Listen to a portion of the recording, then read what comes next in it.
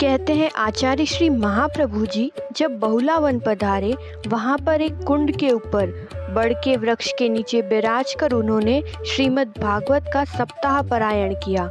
उस समय पास के गांव के ब्राह्मण वहां आए और आचार्य श्री से विनती करने लगे, हे महाराज, यहाँ का हाकिम हमें बहुला गाय की पूजा नहीं करने देता और कहता है यदि यह गाय दिव्य है तो इसे मेरे सामने घास खिलाओ, यदि यह घास खाएगी तब मैं तुम्हें पूजा की अनुमति दूंगा।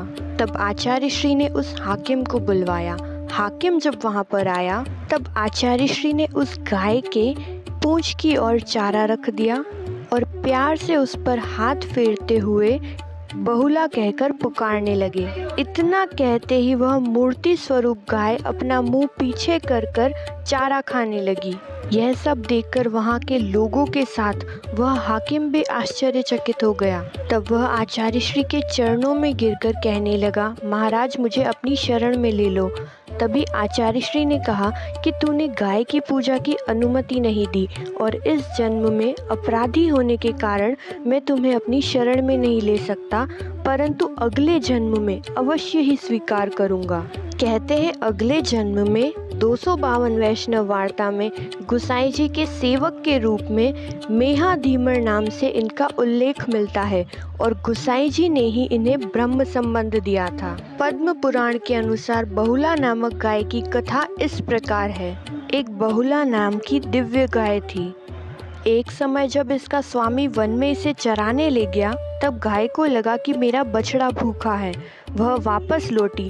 तभी मार्ग में उसे एक सिंह मिला। वह सिंह उसे कहने लगा कि आज तो मैं तुझे मार कर खा जाऊंगा। तब बहुला गाय बोली, मेरा बछड़ा भूखा है और मैं तुम्हें वचन देती हूँ कि उसे दूध पिलाकर मैं पुनः लौट आऊंगी। तब सिंह ने कहा कि मैं तुझ पर कैसे विश्वास कर लूँ, यदि तू वापस नहीं आई तो। तब गाय उससे विनती करने लगी। विनती सुनकर सिंह ने उसे जाने दिया और कहा कि इसी जगह पर मैं तेरी प्रतीक्षा करूंगा। गाय वहां से अपने बछड़े के पास गई और बछड़े को दूध पिलाने लगी। दुखी होते हुए विचारने लगी कि ये आखिरी बार मैं इसे दूध पिला रही हूँ और मैं अपने वचन को भी नहीं तोड़ सकती। तब वह गाय अपने बछड़े को दूध पिलाकर वन में पुनः लौट गई।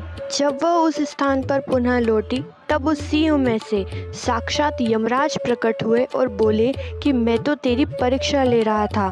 जा, मैं तुझे आशीर्वाद देता हूँ, तेरी मृत्यु के पश्चात भी तेरी मूर्ति बनाकर तेरी पूजा होगी।